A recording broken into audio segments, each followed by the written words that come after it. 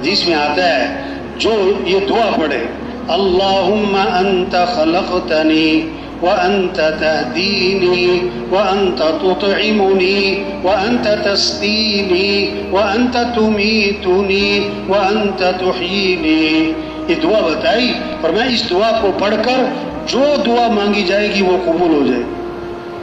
ہاں حضرت سمورہ فرماتے ہیں میں تمہیں وہ حدیث سناؤں جو میں نے حضور صلی اللہ علیہ وسلم سے کئی مرتبہ سنی، حضرت ابو بکر رضی اللہ عنہ سے کئی مرتبہ سنی، حضرت عمر رضی اللہ عنہ سے کئی مرتبہ سنی، پھر یہ حدیث سنائی کہ جو یہ دعا پڑھے گا اس کے بعد جو دعا مانگے گا قبول ہو جائے گی۔ اب اس دعا میں کیا ہے کہ اللہ تو ہی ہے مجھے پیدا کرنے والا، تو ہی ہے راہ دکھانے والا، تو ہی ہے کھلانے والا، تو ہی ہے پلانے والا، تو ہی ہے موت دینے والا، تو ہی ہے زندہ کرنے والا۔